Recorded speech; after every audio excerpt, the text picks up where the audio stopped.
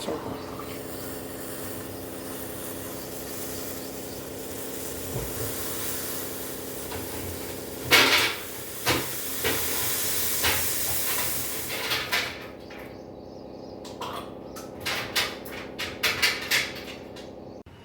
Hello, नमस्कार.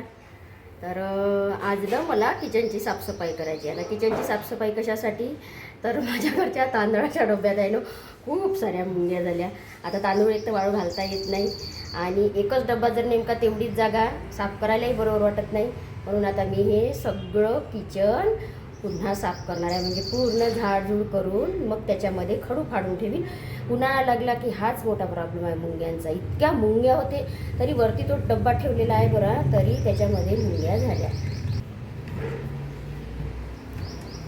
हे बघा, ह्या डब्यामध्ये मुंग्या झाल्या तांदळाच्या. आता मी इथे जेवढा मला वापरायला पाहिजे तेवढेच मी तांदूळ काढते, बाकीचे माझे कुटीमध्ये राहते. तर ह्या डब्यामध्ये आता सगळ्या मुंग्या झाल्या. आता आणि पेपर, नुसते पेपरच लावलेले आहे इथे. तर मी इथे मॅड्युलर मॅट पण आणलेल्या आहे, त्या पण मला लावायच्या आहे. तर आता सगळी स्वच्छता करून घेते, साफसफाई करून घेते किचनची. आणि मग हे पेपर काढून याच्यामध्ये या ठिकाणी मग मी त्या मॅट लावते, मॉड्युलर मॅट लावते. आता मला इथून वरूनच साफ करावं लागेल. आता हे वरचं जे आहे हे मी काही जास्त डबे एवढे काही मी असे खाली काढणार नाही आता हे, कारण हे काही इथे काही जास्त धूळ होत नाही. आणि तसा इथे धूळ पण नाही झाला. तर मग हे तिथल्या तिथे सरकव सुरकव करून मी हे सगळे डबे पुसून घेते, झाडून घेते, पुसून घेते आणि ते तेव्हाच्या तेव्हाच तिथे ठेवून घेते. फक्त मी हे इथूनच ते मॅट लावणार आहे. तर चला आता करते मी कामाला सुरुवात. आणि आता वाजली बघा 11:45. नीरू शाळेत गेला, तर मी तो नाश्ता बनवला, सगळ्यांसाठी बनवला. माझा पण नाश्ता झालेला आहे, कारण आता इतकं सारं किचन साफ करायला बहुतेक 1-2 तास जातेच. आपण कितीही नाही म्हटलं तरी 1-2 तास नक्की किचनमध्ये जाते. तर नाश्ता झाला, सगळं झालं, स्वयंपाक पण झाला. फक्त पालकच्या भाजीला फोडणी घालायची राहिली, ती मी नंतर आंघोळ वगैरे केल्यावर करील ते. आणि आता मी आधी पहिले किचन साफ करते. आता इथे बघा मी सगळा गॅस ओटा रिकामा केलेला आहे. म्हणजे याच्यावरचं सगळं मी उचलून हे असं इकडे ठेवलेलं आहे. गॅस ओट्यावरचा सगळा पसारा मी इकडे ठेवला. आणि आता वरचे जे डबे आहे ते मी आता इथे गॅस ओटावर ठेवणार. आता मला इथे उभं व्हावं लागणार आहे गॅस ओट्यावर, कारण एवढ्यावरती काही माझा हात पुरत नाही. तर आता मी इथे उभी होते, डबे काढून या गॅस ओट्यावर ठेवते आणि मग झाडून तसेच पुसून पुन्हा ते मी वरती ठेवते. थांब थोडीशी 2 मिनिट, मग जा आंघोळीले, ते झाडू दे.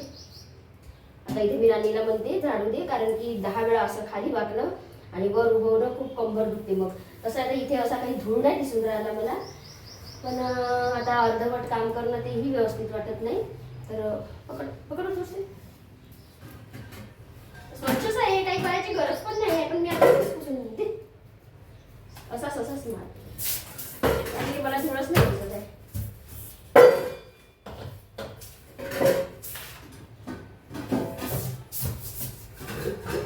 हे सगळे डबे ना माझे एकात एक, याच्याही आतमध्ये 3-3 न 4-4 डबे आहे. एवढे डबे आहे माझ्याकडे.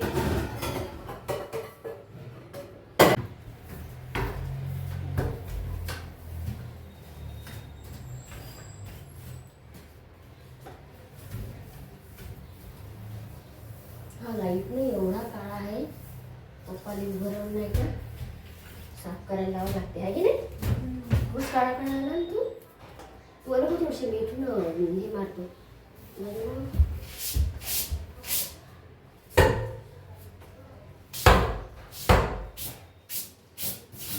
खूपच धूळ होते, याच्यावर जास्त धूळ होते.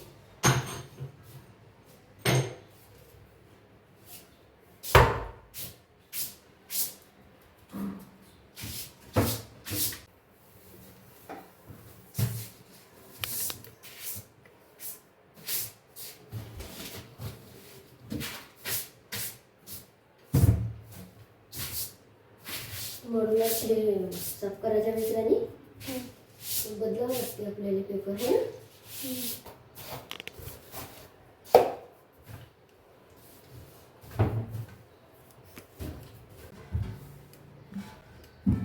कर तू दिसत आहे.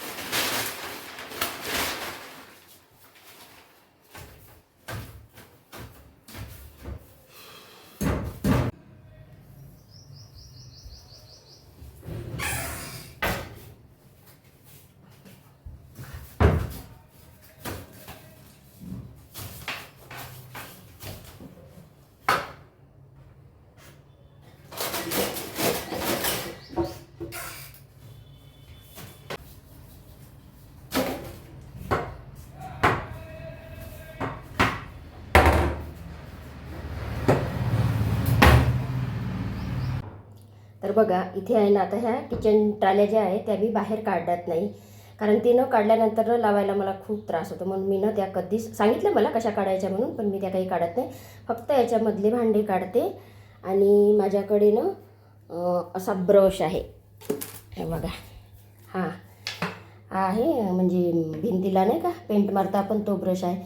त्या ब्रशने बरोबर मी ह्या ट्राल्या बाहेर न काढता बरोबर मी आतमधलं असं साफ करून घेते.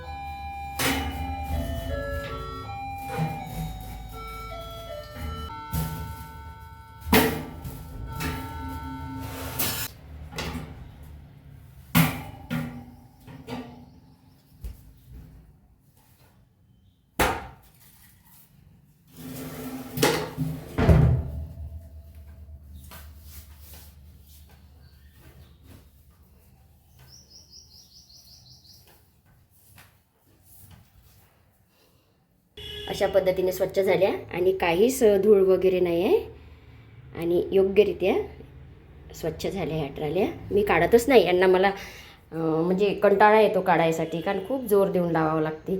तर तशाही मला ह्या 2च ट्राल्या आहे खालच्या, तर ह्या 2च ट्राल्या काढायला लागते, बाकीच्या काही काढा नाही लागत.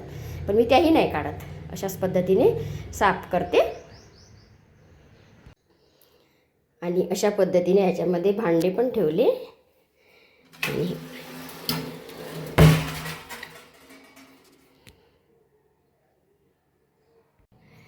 तर चला, झाली आता किचनची साफसफाई. आणि आता वाजला 1. मी म्हटलंच तरी 1-2 तास जाते म्हणून. नाही म्हटलं तरी ना खालच्या ट्राल्यामध्ये ना धूळ होतोच, म्हणजे कचरा खूप होते. तर त्या ट्राल्यानं मी अशा रीतीने साफ करते. तर चला आता बाकीचा थोडासा गॅस ओटा पण पुसून घेते आणि मग आंघोळीला जाते. आणि ज्या मॉड्युलरमध्ये लावायच्या मी मॅट आणल्या, त्या मी नंतर लावते आरामशीर 4-5 वाजता जेवण वगैरे झाल्यावर. तर चला आता राहिलेलं काम करायचं आहे, म्हणजे इथे त्या मॅट लावायच्या आहे. मॅट आणून ठेवल्या मी, खूप दिवस झाले मॅट आणून ठेवल्या, तर पण लावायला काही जमलं नाही. त्याचा मुंग्या झाल्या म्हणून किचन साफ झालं आणि त्या निमित्तानं मॅट पण लावून घेणार आहे. तर हे बघा, अशी 2 बोलवली मी, आता मी दाखवते तुम्हाला. आणि आता असं व्यवस्थित याचं माप घेऊन, हे जेवढं आहे तसं एवढं माप घेऊन मी आता याला कट करून लावून देते. आणि मग सगळे डबे वगैरे सगळे भांडे मी त्याच्यामध्ये ठेवून देते.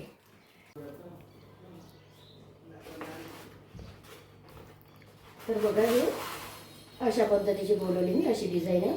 आता याचा खालचा भाग कोणता आणि वरचा कोणता भाग तर काही समजून नाही राहिलं मला. एका इकडून एकदम असं सॉफ्ट आहे आणि एका इकडनं असं थोडं ते खरबूस नाही राहत का, तशा पद्धतीचं आहे.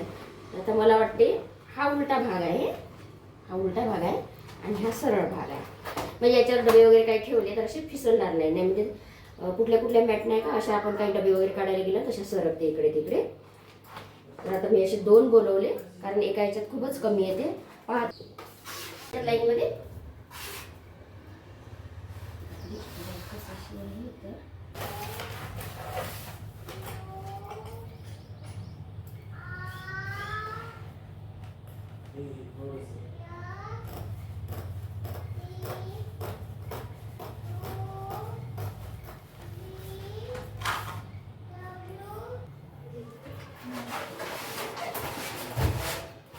पण आता याच्या आधी मी इथे मुंग्यांचा चॉक फाडणार आहे, कारण की मुंग्याच खूप होते, त्याच्यामुळे आधी खडू फाडून ठेवते इथे.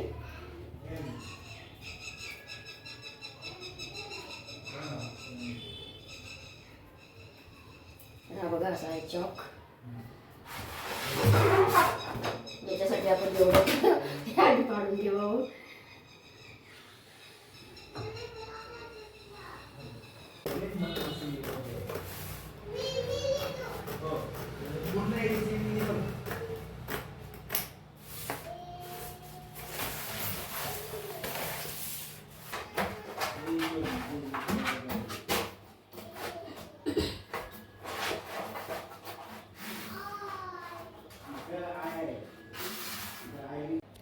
तर बघा इथे एवढ्या एका याला आणि ह्या एका याला एवढ्याशाला ही मॅट पुरली आणि संपली. फक्त छोटे छोटे असे एवढाले असे 2 एक तुकडे उरले असे बघा. किती कमी कमी रोल येते. 150 रुपयाचा एक रोल आहे. तर बघा 300 रुपयात फक्त 2 ह्या रॅका झाल्या. आता हे बाकीचे असेच आहे. आता एक तर पुन्हा मागवील, नाही तर मग मला काय करावं लागेल, पेपरच लावावं लागेल इथे खाली पण. हे बघा इथे पण लावायचंच आहे. आणि तर हे बघा अशा पद्धतीने मॅट लावल्या आणि डबे लावून घेतले. बघा किती छान चांदीसारखे चमकते माझ्या घरचे डबे, कारण मी घासते त्याला नेहमी. आणि इथे असे हा दुसरा कप्पा, ते छोटे छोटे तुकडे उरले होते ते तिथे लावून दिले मी. तर चला,